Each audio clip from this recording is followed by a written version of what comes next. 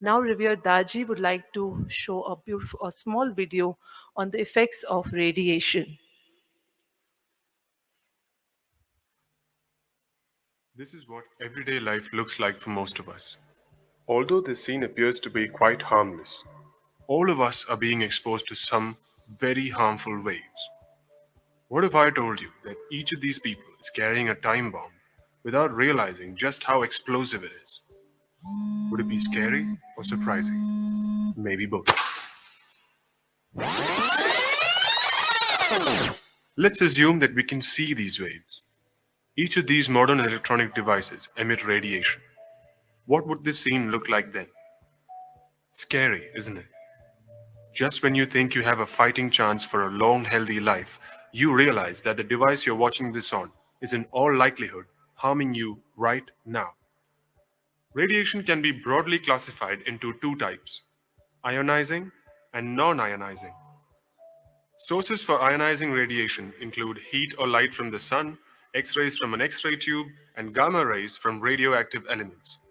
Meanwhile, non ionizing radiation is emitted by cell phones when it sends and receives radio frequency signals and uses Wi Fi and Bluetooth. And they will cause a thermal effect that could raise body temperature and lead to health complications in the long run. RF radiation's lethal effects were easily evident in this simple experiment. When a blood sample was placed under a microscope, the WBCs in the blood remained static, at ease and completely unthreatened. However, when a cell phone was brought close to it, the WBCs became violently active, searching for the threat to take preventive action. They will never be able to fight the waves of radiation, of course, but they are fully capable of producing more WBCs to counter the threat. And this could easily lead to leukemia. What is leukemia?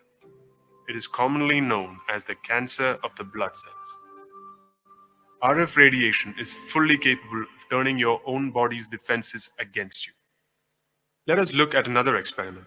Sprouts were planted in four separate pots and they were exposed to the same conditions, except one was kept in a room with Wi Fi, another in a room with Bluetooth, the third in a room with an active mobile phone connection, and the last one in a meditation room that had no radiation. Within a week, the plants had grown, but except the one in the meditation room, the others had turned yellow. The effects of Wi Fi, Bluetooth, and RF radiation may be minimal, but they are strong enough to cause lasting damage if you are overexposed to them, especially in the young and developing bodies of children.